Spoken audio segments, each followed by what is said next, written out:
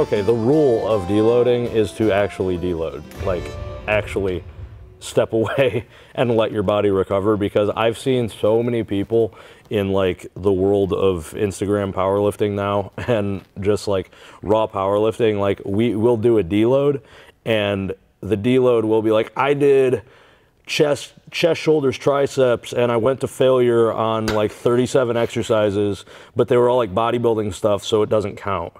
And it's like, that's no. No, that's not a deload. You're going to be the sorest you've ever fucking been. Yeah. On a deload week. What are you doing? Or like my deload was I went on a hike with my dog for like 27 miles, and I had some serious cramping, and like my legs really hurt today, but like I didn't touch a barbell. It's like, no.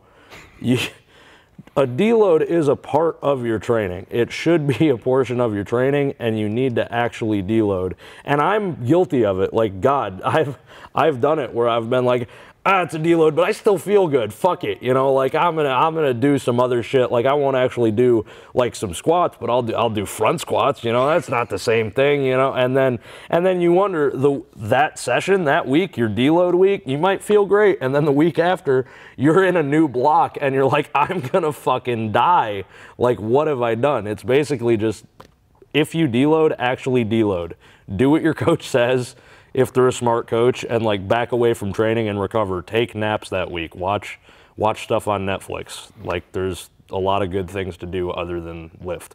Kind of a non-related topic to that, but kind of the same as, I've recently had a rash of people sending me DMs on Instagram about they didn't train for 2 weeks, so they're weak as fuck, and they're wondering, you know, and it's like, that's crazy. I mean, it's, for a power lifter, their last heavy pull might be 21 days before the meet. The last heavy squat's 14 days. You didn't train for 2 weeks. You should be strong as fuck when you go back to the gym. Mm-hmm. So it's a confidence issue, you know, from that standpoint. It really depends upon the style of the periodization, right? But in general, and I'm going to say that again, this depends upon the style of periodization. But in general, you'll see, you know, the last heavy pull being about 21 days out, the last heavy squat being somewhere between 14 and 20, the last heavy bench being somewhere between 7 to 10. But it depends upon several factors. How did the training go to that point? You know, was the training good? Did you get hurt a week before that, what's supposed to be the heaviest week? Because you can't force the heaviest week if you got a hamstring tear. Mm-hmm. You know, you gotta compromise. You gotta do the best that you can. So I'm making the assumption that everything went right, which never happens for an advanced lifter, ever. I actually think for an advanced lifter, it's more a game of who can get to the meet with the less carnage, the less damage, and the least injured than the other guy. Whoever comes in mentally healthiest and physically healthiest is gonna win. You know, given that their totals are within 250 pounds, you know, of each other. I mean, you get somebody that's got a 1,000-pound total and the other guy totals 2,000, he's probably not gonna beat the guy, even on the worst day. But that's not what I'm talking about. You know, and that's the hard part, man. That's the tricky part. It's the tough part, because everything that it took to get them to that point is their resistance to be able to do what they need to do to move forward. You know, because they had to work their ass off to get there and strain and bust balls and everything. And then in the final hours, they got to learn how to pull back to be best. And that's the mind fuck. That is the part I love about the sport. And that's why I love working with people that are intermediates and above. Because it's a mind fuck, it's a mind game, it's a training game. There's so many factors going on because they think what they did is going to be what they need to keep doing. You know, and that's not true. There's modifications they have to do to it. Now, I don't want to go back on what he was saying before. What he does works, and that's why he keeps doing it, but that's not entirely true.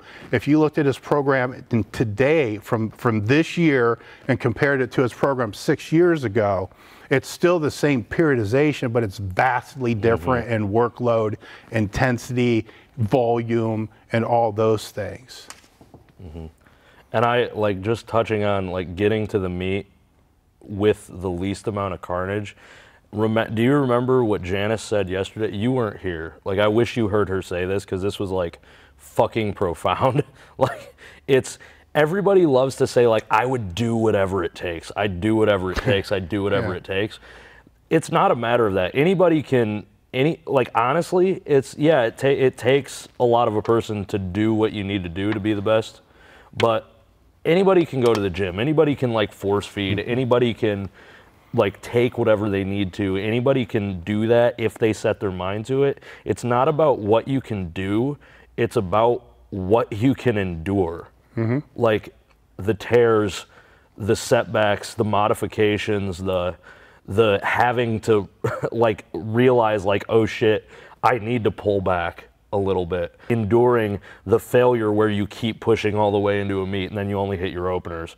Like, the endurance to, like, finally get to a point where you listen to a guy like Dave or anybody else out there who it's, hey, you need to pull back and be like, oh man, yeah, maybe that, like, I didn't before and that didn't really work out well, like, maybe I need to do this. It's getting through the shit parts and getting through the blood and the surgery and the failures and the mess to get to what you want. Yeah, I mean, they'll do whatever it takes until you tell them to do something they don't want to do.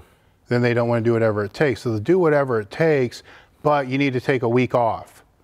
Oh, fuck that, can't do that. You need to not squat heavy for a while. Yeah, or whatever it's gonna be, you know, but the trick is when you're dealing with individual athletes, because I don't think it's related directly to powerlifters, is how can you get them to say it?